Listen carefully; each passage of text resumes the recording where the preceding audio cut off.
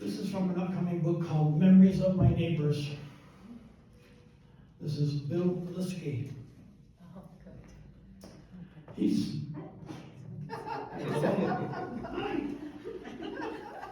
He sits there in a worn chair amidst his collection of tools and materials. Some say he is a hoarder. I do not. Messy? Yes. Hoarder? No. He not only sells his creations, he is also generous and gives friends some exquisite pieces. I know, for I'm the lucky recipient of a couple of them. What separates Bill from others is he is constantly creating, constantly learning. At 80 years old, his mind is as sharp as the proverbial tack. Bill tends to explain things in great details. Sometimes I wonder if he's related to Stephen King, the guy that goes off topic. Here's the kind of detour he'll take when you ask him simple like, hey Bill, where did you learn to play saxophone? Well, there was this fellow named Sam, named after his grandfather, the butcher of dairy, chickens, not people, who was striding down Main Street while playing the saxophone. You get the idea. At the age of 21, he was drafted into the Army. A kidney infection had his draft deferred. The infection was a result of a wild night out. He said he'd like to send that woman a thank you note for keeping him out of the war. Bill had heard stories of the world and was destined to explore. A boat would take him to the Balearic Islands, which would be home for several months. He described the islands as a hippie preserve, a place to exchange bodily fluids. He would then go to Morocco, Egypt, remote parts of Africa, and Israel. In Israel, he was hired by the U.S. Army to play saxophone. It was a grueling gig as he had to move constantly, sometimes playing in more than one post a day. At one point, he was staying in a small rural kibbutz in Israel. Being young and fit, he was antsy, so he decided to take a walk. Like he hadn't walked enough for a lifetime.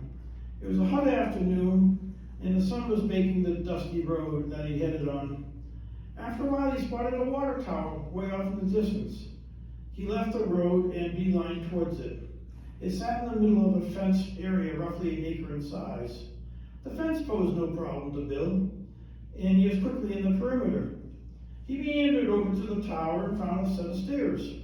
Once at the top, he moved about the narrow platform while soaking in the view. It was stunning. Soon the sun would set, and he heard the call of a cold draft beer yelling his name from the kibbutz. The place was buzzing with excitement. Men talking wildly with each other, arms flailing, fingers pointing off to the distance. Not meaning to eavesdrop, but some men near him were talking very loudly. It was hard to ignore.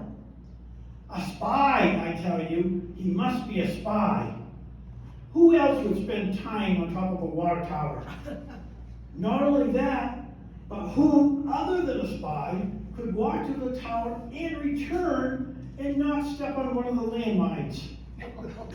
The next day, Bill left for Egypt via Africa. Once in Egypt, Bill avoided water towers. With a buddy, they rented some horses and headed towards Cheops, the mother of all pyramids. At the time, they were accessible. No tourist lines, no vendors, or security. After climbing onto it, they got bored and set off for another area to investigate. From their horses, they noticed a hole high up in the step pyramid of Dozier at Saqqara. Looters, centuries earlier, had robbed the pyramid and left a small access hole. After reaching the hole, they realized they didn't have a flashlight. They did, however, have a Time magazine and matches. It was a tight fit, but they both made it inside. Their timely torch guided them down a claustrophobic passage. They descended for several pages. It seemed instantaneous. Swarms of bats headed for the exit. The two explorers pinned themselves against the wall as bats brushed their hair and against their back. Their exploration came to a quick end. That was enough for the day. They headed back to the camp. Other parts of the world were calling, like Greece. Soon he found himself on Rhodes Island. He He explored the mountainous area with a rented motor scooter. He stopped at a to rest in a quaint village. An old Greek man called out to him, "Americano!" Bill went over to say hello. Retsina is a local wine flavored with pine resin. It went down a little too smoothly. Returning home, he rounded a curve and went down with a crash. His back was screaming. The pain was intense.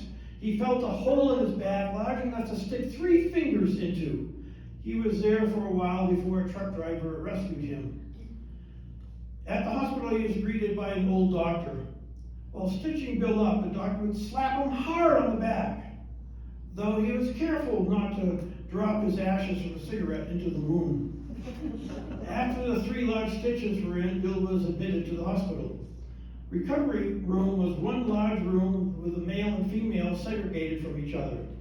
It housed everyone from issues from a hangnail to terminal cancer.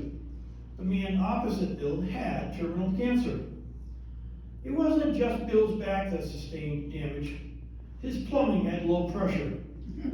Also, if he were to move his head sideways, either way, he felt an electric shock course through his body. It felt like he said, "Zit." The cancer patient's daughter visited frequently. After visiting her dad, she would visit Bill. To put it politely, she was well endowed. She would lean over and adjust Bill's blankets. Bill was injured, not dead. Zit! After Bill was released, the girl invited him home for dinner. The mother with hawk eyes also attended. Sometime after dinner, Mom disappeared. Curtains were lowered. Lights turned low. Soft music played.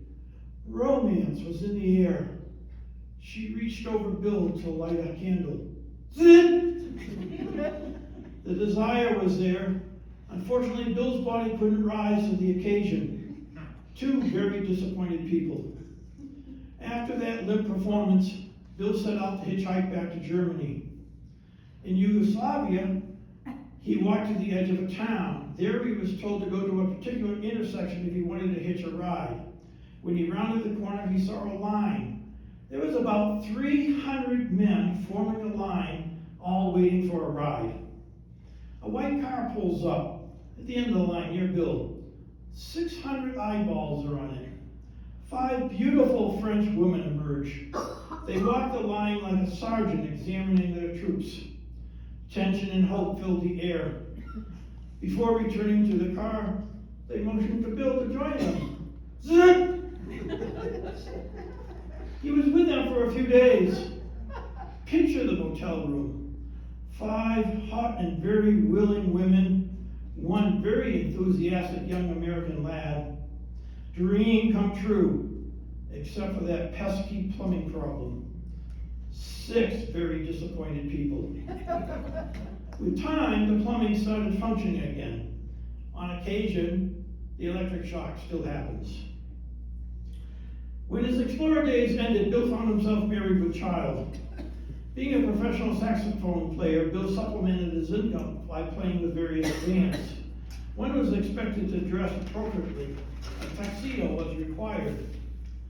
A Chinese shop rented tuxedos and sold used ones. By the time they were ready for sale, they had seen better days. As he would need one on occasion, Bill opted to buy a used one. It fit okay. The frayed collar and sleeve cuffs were barely noticeable. Before leaving the gig one night, Bill did a quick shave. In a rush, he nicked himself several times. That's what toilet paper's for. As he was about to leave, Lee, his 4-year-old son, rushed to say goodbye. The little guy looked up at his dad, and had little pieces of toilet paper all scattered across his face. "Dad, are you going out like that?" He did. It was Shaman. Bill remains active.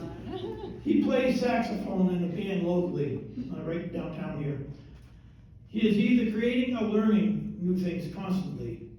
He is in tune with the world. As I was interviewing Bill, his beautiful wife passed between us. Zit!